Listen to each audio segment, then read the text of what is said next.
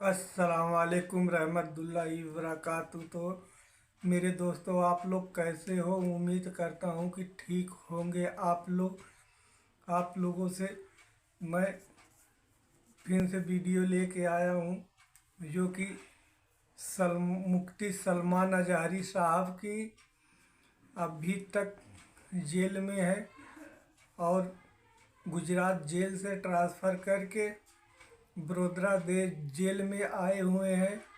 तो भाइयों, इस वीडियो को आप लोग ज़रूर देखें और पूरी वीडियो देखें और वॉच पूरा करें वीडियो को। और आप लोगों से यही गुजारिश है कि वीडियो को ज़्यादा से ज़्यादा शेयर करें, क्योंकि हमारे उलमाओं की बात है। आजकल मुसलमानों को एक तरफा जलील किया जा रहा है, हर एक चीज़ किया जा रहा भाइयों, एक न एक कानून बना के किया जा रहा है। क्योंकि इसमें देखा जाएगा तो मुफ्ती सलमान अजहरी साहब की कोई भी ऐसी ना तो भाषण दिए हैं, ना विवादी भाषण दिए हैं, फिर भी उनको फंसाया जा रहा है। तो मेरे भाइयों, मुफ्ती सलमान अजहरी साहब को आप लोग खुद देखें कहाँ पर है और इंटरव्यू में कैसे दिखा रहे हैं। तो आप लोग देखो इस वीडियो को और हम लोग भी देखते हैं इस वीडियो को। पहले देखते हैं फिर। हमारी खासियत सिर्फ एक ही है कि मैं चैलेंज के साथ कहता हूँ, दुनिया के जितने भी मज़ाहिब हैं, जो भी धर्म हैं, इनके बानी और फाउंडर का पता ही नहीं चलता।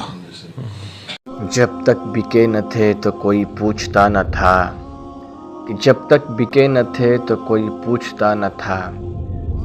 या रसूल अल्लाह, तुमने ख़रीद कर मुझे अनमोल कर दिया। या रसूल अल्लाह, तुमने ख़रीद कर मुझे अनमोल कर दिया। अस्सलामु अलैकुम मेरे प्यारे अजीज़ दोस्तों, उम्मीद करता हूँ कि आप खैर व आफियत से होंगे। दोस्तों, आप देख रहे हैं हमारे MA0786 यूट्यूब चैनल। आपका हमारे MA0786 यूट्यूब चैनल में दिल से इस्तकबाल है। जैसा कि आप तमामी हजरात को बाखूबी मालूम होगा कि हमारे उलमाए इकराम मुफ्ती सलमान अजहरी साहब बड़ोदरा जेल में अभी मौजूद हैं। मुफ्ती सलमान अजहरी साहब को दिल से चाहने वाले हमारे जितने भी भाई हैं, उन तमाम मुसलमान भाइयों से गुजारिश करता हूँ ये वीडियो को आखिर तक ज़रूर देखें और हमारे उलमाए इकराम मुफ्ती सलमान अजहरी साहब से लिया हुआ इंटरव्यू जेल के अंदर से आप उन्हें भी ज़रूर सुनें कि क्या कुछ एहसान रजा मिसबाही साहब ने मुफ्ती सलमान अजहरी साहब से सवाल किया है और मुफ्ती सलमान अजहरी साहब ने जवाब किस कदर दिया। तो आइए हम और आप उस इंटरव्यू में हुई सारी बातों को सुनते हैं। अस्सलामु अलैकुम वरहमतुल्लाहि वबरकातुहू। हज़रत से इस तो पहली बार मैं हज़रत से मिल रहा हूँ बज़रिए न्यूज़ स्टूडियो उर्दू। तो बहुत सारे सवालात हैं, लेकिन मैं हज़रत से यही कहूँगा कि इस वक्त मुसलमानों में जो इंतशारी कैफियत है, वो चाहे पॉलिटिकल हो, सियासी एतबार से हो, मजहबी एतबार से हो, रंग व नस्ल के एतबार से हो, तो कौन सा ऐसा मरकज़ी महवर है जहाँ जाकर के लोग मुत्तहिद हो सकते हैं और उसके तरीके क्या हो सकते हैं कि लोग वहाँ जाकर मुत्तहिद हो जाएं? अल्हम्दुलिल्लाहि व कफ़ा व सलामुन अला हबीबिहिल मुस्तफ़ा, अम्मा बाद। मैं मशकूर व ममनून हूँ आपका कि आपने जो ज़हमत उठाई है और जो कुछ भी मेरे मुतालिक हुस्न ज़न रखा है, अल्लाह ताला मुझे उसके मुताबिक बनाए। पहली बात तो ये है कि इंतशार और इख्तिलाफ की जो बातें आप कर रहे हैं उम्मत में, ये बरसों से रहा है और इस उम्मत को इन तमाम चीज़ों से जूझना पड़ा है। लेकिन पिछले ज़माने में ऐसा हुआ करता था कि इख्तिलाफ़ात होते थे, लेकिन उसको ज़ातियात पर नहीं लाया जाता था।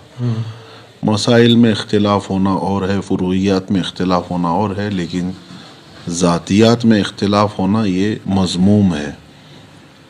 आज मेन बात यही है कि मशरिक़ व मग़रिब, शुमाल व जुनूब में जितने भी मुसलमान बसते हैं, हमारी खासियत सिर्फ एक ही है कि मैं चैलेंज के साथ कहता हूँ, दुनिया के जितने भी मज़ाहिब हैं, जो भी धर्म हैं, इनके बानी और फाउंडर का पता ही नहीं चलता।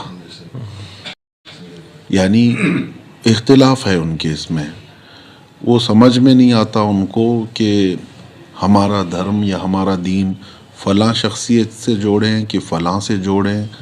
ان کے ہاں الگ الگ معاملات ہیں. صرف یہ اسلام کی خصوصیت ہے کہ محمد الرسول اللہ صلی اللہ علیہ وسلم کی ذات پر سب جا کر جمع ہوں گے. جی بے شک.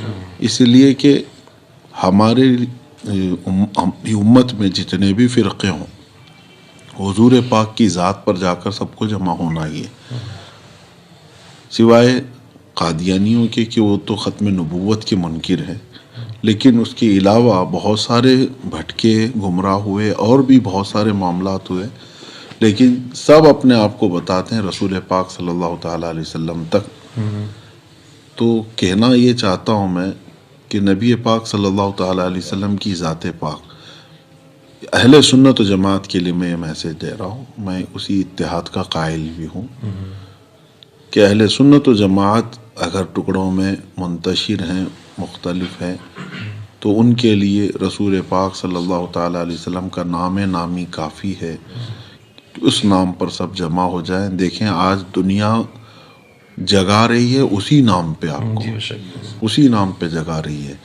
آج دیکھیں ہمارے یہاں پر جو بھی معاملات ہو رہے ہیں ملک میں، آپ کے پیروں کو گالی نہیں دی جا رہی ہے، آپ کی مسجدوں کو، آپ کی خانقاہوں کو گالیاں نہیں دی جا رہی ہیں، سیدھے ذات رسول کو گالیاں دی جا رہی ہیں. تو یہ بھی ایک طریقے کا آپ کو سمجھنے کا موقع ہے کہ اب جو ہے تمام چیزیں اگر ہمارے درمیان کچھ بھی ہے چھوڑیں اور حضور پاک صلی اللہ علیہ وسلم سے جو ہمارا رشتہ، ہماری ڈور بندھی ہوئی ہے اسی پر آ جائیں. اختلافات ختم کرنے کا اور اپنے دل کو وسیع کرنے کا یہ سب سے بہترین طریقہ ہے. اس گنبد خضرا کی چھاؤں میں سب اپنے آپس کی تمام چیزیں بھول سکتے ہیں، اس لیے کہ یہ پریکٹیکلی بات ہے. مدینہ طیبہ میں جب رسول پاک صلی اللہ تعالیٰ علیہ وسلم تشریف لائے تو حبشہ کے بلال رضی اللہ تعالیٰ عنہ جو کالے تھے، ہاں، اور دوسرے حضرت فارس سے حضرت سلمان، روم سے حضرت صہیب، اور کہاں کہاں سے سب آئے جمع ہوئے، اور وہ سب سگے بھائیوں سے زیادہ عزیز ہوئے. بے شک بے شک. تو وہ کون سا دامن تھا اور کون سی چھاؤں تھی جس میں آ کر کے وہ برسوں پرانی اپنی جہالت یا اپنی دشمنیوں کو ختم کیے. وہ صرف دامن رسول ہے، وہ آج بھی ہے اور کل قیامت تک رہے گا. ہمارے لیے سب سے بہترین وہی ہے کہ عشق رسول میں ڈوب جاؤ، باقی سب چیزیں آپ بھول جائیں گے. آپ نے ایک آدمی کو نام دیا پاکھنڈی، اور کون ہے آپ نے سمجھ گیا ہوگا. تو اس طرح کی حرکتیں آئے دن لوگ کرتے رہتے ہیں، اور ماشاءاللہ یہ مہم آپ نے جو چھیڑی ہے، کہ جس اسٹیج سے آپ کا خطاب ہوتا ہے تو اس ٹاپک پر آپ لوگوں کو ضرور بیدار کرتے ہیں. یہ تو عوامی سطح پر بیداری ہوئی، اور کچھ اقدامات ہوتے ہیں انتظامی سطح پر، جیسے کہ پولیٹیکل لیڈران ہیں، ایڈمنسٹریشن ہے، یا پھر جو قانونی راستے کی طرف جو راستہ ہموار کرے وہ ساری چیزیں ہیں. اس طرف آپ کی اب تک کتنی پیش قدمیاں ہوئی ہیں؟ دیکھیے بہت اچھی چیز آپ پوچھ رہے ہیں کہ صرف پروٹیسٹ کرنا یا عوامی بیداری لانا یہی سب کام نہیں ہے. لا کے میدان میں قانونی اعتبار سے اس پر بھی ہماری کوششیں جاری ہیں.